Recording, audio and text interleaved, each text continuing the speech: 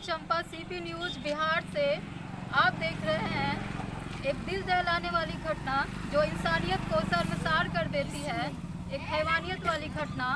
दिल्ली के शारदा केस के बाद ही वो केस ठीक से सॉल्व भी नहीं हुआ था और दूसरा केस बिहार में आया है, अंजन दास का केस। डिट्टो वही केस, एक जैसी घटना।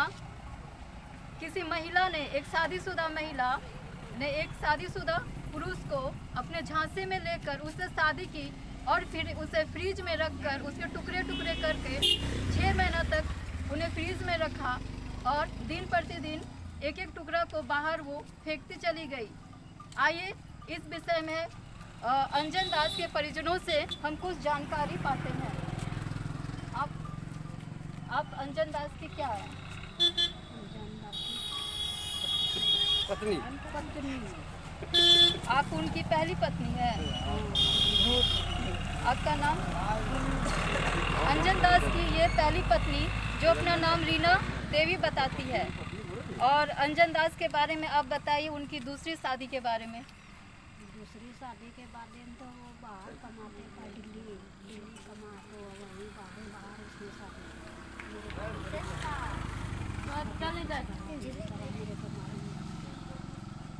आपको पता कब चला कि उनका शादी हो गया है? यहाँ आया तब मेरे को पता चला कि शादी उसने करके लाया, तब मेरे को पता चला कि उसने शादी करके लाया। और उनका दूसरी बीवी का नाम आपको पता है क्या है? पूनम देवी। और उनकी दूसरी वाइफ जो थी उनका नाम वो पूनम देवी बताती है। वो कहाँ की रहने वाली थी? दिल्ली का। वो दिल्ली की एक महिला है। और ये पता कब चला कि अंजन दास अब इस दुनिया में नहीं है? और उनकी मृत्यु का डेट?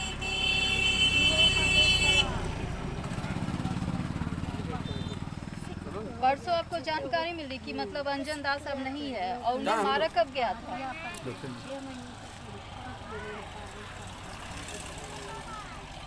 ये बहुत ही आश्चर्य की बात है। किसी भी व्यक्ति को 6-5 महीना से पहले से मार दिया गया है और उनकी जानकारी उन्हें 2-3 दिन पहले मिलती है।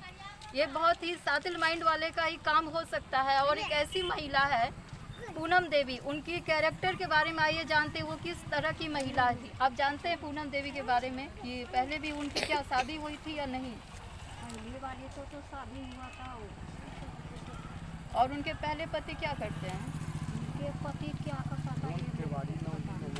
और वो शादीशुदा महिला ही थी ना? हाँ, शादीशुदा वाला था। एक शादी हो जाने के बाद फिर एक दूसरी शादीशुदा पुरुष को फिर से उसने शादी की और उसे फिर से मारा। ये मारने के पीछे क्या उनका कारण था, क्या मकसद था, ये तो अब पुलिस ही बता सकती है। पर ऐसा होना और ना होना, इसमें भी बताया जा रहा है कि पुलिस की बहुत बड़ी लापरवाही है। ये केस बहुत पहले ही उनके खिलाफ दर्ज हो गया था पर केस की कोई सुनवाई नहीं हुई। आइए कुछ गांव वालों से इनके विषय में जानते हैं। आप इस घटना के बारे में बताएंगे। तो आज 5-6 महीना पहले अंजन हमारा फ्रेंड था, भुतिया है, वो आए थे, पूनम भी थे। हम उनसे पूछे थे कि ये कौन है, बोला कि हम इससे शादी किए। उनको बोले कि तो जब औरत फ्रॉड की तरह लगता है, लेकिन अंजन को दिमाग में नहीं बैठा, वो चले गए। लास्ट जाने में जिस दिन मृत्यु हुआ उससे 11 बजे हमसे बात हुआ उससे। वो बोला, हम बोले कि तुम बिहार आ जाओ। बोला कि हमारे पास पैसा नहीं है। हम बोले कि ठीक है, अगर पैसा नहीं है तुम आ जाओ, किसी तरह से तुम अपना अकाउंट नंबर दो और हम पैसा लगा देंगे, तुम गाँव आ जाना। बोला कि ठीक है, हम शाम को बात करेंगे। शाम के बाद उसका मुँह सुई खड़ी, उसी दिन से फिर उससे बात होना। फिर उसके बाद कुछ दिन के बाद दूसरी औरत भी थी, रीना देवी, वो वहीं पे थी। इनने हमको फ़ोन नंबर दिया पूनम से बात करने के लिए। पूनम से बात हुई, पूनम ने कहा कि नहीं, हमारा चोरी वोरी करके यहाँ से भाग गया।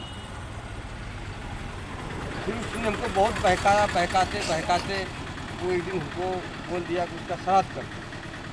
हम गाँव में बोले एक दूसरे को, लेकिन हमारा बात को कोई यकीन नहीं करने की मस्जिद में आए दिन तक वो भोगना पड़ा। और यही 27-28 को सुन आप जानते हैं इस घटना के बारे में?